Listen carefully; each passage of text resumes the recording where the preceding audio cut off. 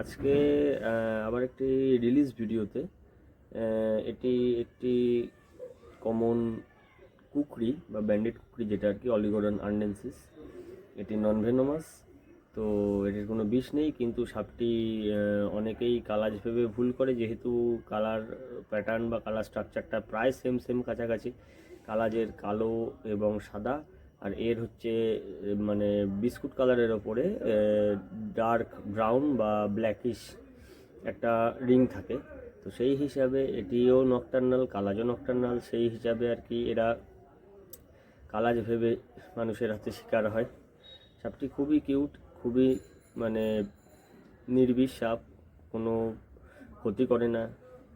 ছোট ছোট টিকটিকি, ছোট ছোট পোকা মানে পিঁপড়ের ডিম এইসব খেয়ে নিজের জীবনযাপন করে, গর্তে থাকতে ভালোবাসে, নকটার্নাল।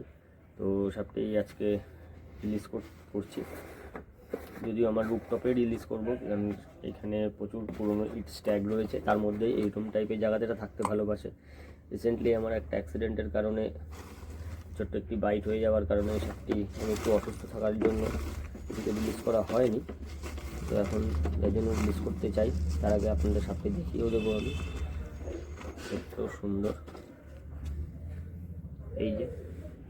এই হচ্ছে সাপটি।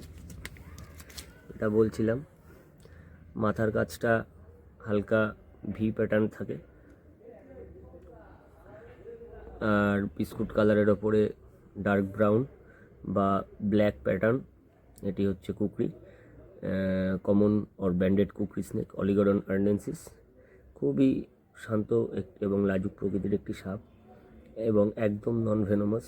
মানুষের কোনো ক্ষতি হয় না, কিন্তু মানুষের শুধু ভয়ের কারণে এই সুন্দর ক্রিয়েচারগুলোকে মেরে ফেলে।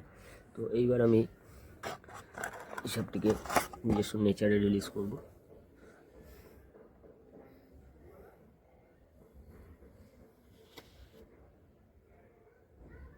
সুন্দরভাবে সেটি চলে যাচ্ছে।